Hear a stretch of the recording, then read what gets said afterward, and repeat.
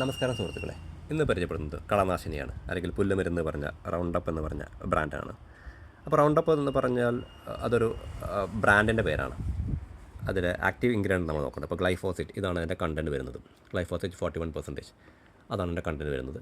അപ്പോൾ പച്ചക്കുപ്പിയും ചുവന്നടപ്പും മാത്രമല്ല പുല്ലുമരുന്ന്. ഇത് റൗണ്ടപ്പ് എന്ന് പറഞ്ഞാൽ ബെയർ കമ്പനിയാണ്. നമുക്കെല്ലാം സുപരിചിതമായ ജമ്പെന്ന നമ്മൾ ഉറുമ്പിനൊക്കെ കൊടുക്കുന്ന, അല്ലെങ്കിൽ തണ്ടുതിറപ്പൻ പുഴു, നെല്ലിലെ തണ്ടുതിറപ്പൻ പുഴുവിനൊക്കെ അടിക്കുന്ന ജമ്പെന്ന ബെയർ എന്ന കമ്പനിയുടെ ഒരു ഒരു ബ്രാൻഡാണ്, അല്ലെങ്കിൽ ഒരു ഒരു വിഭാഗമാണ്. പണ്ടത് മൊണസാൻഡോ എന്നൊരു കമ്പനിയാണ് അത് നടത്തിയിരുന്നത്. ഇപ്പോഴാണ് കുറച്ച് കാലമായിട്ട് ഒരു 6 വർഷത്തിനടുത്തായിട്ട് ഇപ്പോൾ റൗണ്ടപ്പ് എന്നൊരു കമ്പനിയാണ്, ബെയർ എന്ന കമ്പനിയാണ് ഇത് മാനുഫാക്ചർ ചെയ്യുന്നത്.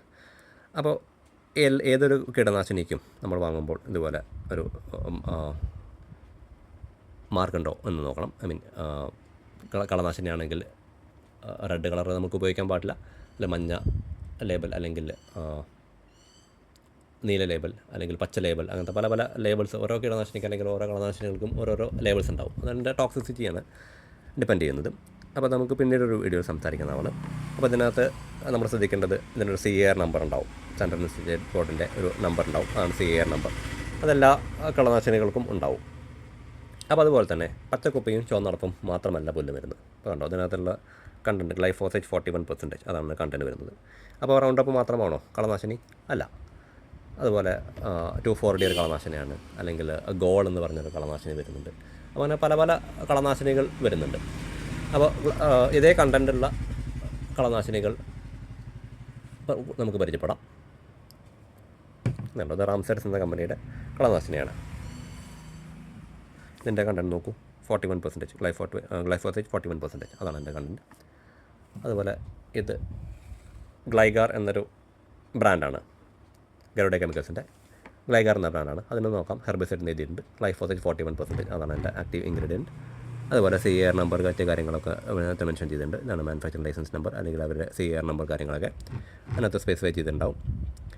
ഇപ്പം നേരത്തെ പറഞ്ഞ പോലെ 100% ഫോർമുലേഷനിൽ എത്താൻ വേണ്ടിയിട്ട് ഈ ഗ്ലൈഫോസേറ്റ് അമോണിയം സാൾട്ട് 40.6% ആണ് യൂസ് ചെയ്യുന്നത്. അതാണ് നമ്മുടെ പുറത്തിരിക്കുന്ന മാർക്ക് 41%. ബാക്കി മറ്റുള്ള ഇമ്പ്യൂരിറ്റീസ് അല്ലെങ്കിൽ മറ്റുള്ള കാര്യങ്ങളൊക്കെ ആഡ് ചെയ്തിട്ടാണ് ഒരു പെർഫെക്റ്റ് ഫോർമുലേഷൻ ഉണ്ടാക്കുന്നത്. അതേപോലെ തന്നെ അടുത്തൊരു കമ്പനിയാണ്